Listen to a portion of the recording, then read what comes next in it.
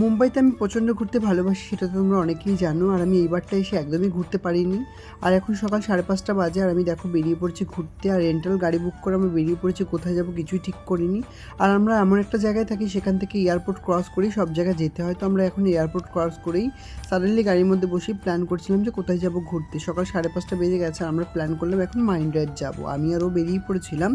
তো oily ceiling ধরে আমরা বেরিয়ে পড়েছিলাম আর যাচ্ছিলাম মাইন্ড ড্রাইভ, কারণ সকালবেলা একটু ফ্রেশ হাওয়া খেতে। আর অনেকদিন মানে হোটেলে বাইরে বেরোনো হয়নি, তো একটু মাইন্ড ফ্রেশ করার জন্য বেরিয়ে পড়েছিলাম। আর এই জায়গাটা একদম পুরো দুবাইয়ের ফিল দিচ্ছিল গাইজ।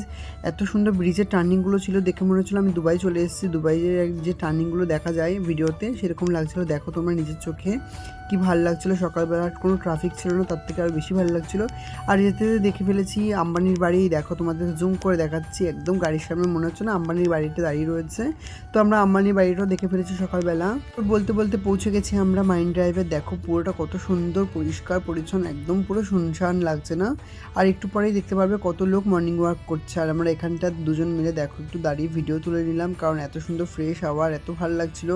জানো কলকাতার মতন এখানে কিন্তু একদম ঠান্ডা নেই। আমরা দুজনে মিলে একটু মর্নিং ওয়াক করে নিলাম। আর সবাই দেখো কত ভিড় হয়ে গেছে, আস্তে আস্তে মর্নিং ওয়াক করছিল সবাই। আর এখানে এরা দেখো জগিং করছিল।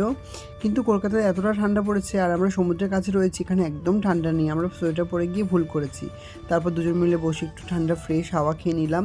আর একটু ফ্রেশ হাওয়ার সঙ্গে সঙ্গে নিজেদের একটু গল্পও করে নিলাম। আর দেখো পুরোটা কুয়াশাচ্ছন্ন, কিন্তু একদম ঠান্ডা লাগছিল না জানো। মাইন্ড ড্রাইভকে টাটার বাই বাই করে আমরা আবার চলে এসেছি হোটেলে। আর দেখো কত সুন্দর লাগছে। আমার তো সবসময় মাইন্ড ড্রাইভটা ফেভারিট। আর মুম্বাইতে অনেক জায়গা আছে ঘোরার, রাত্রেবেলাতে নাইট আউট করার।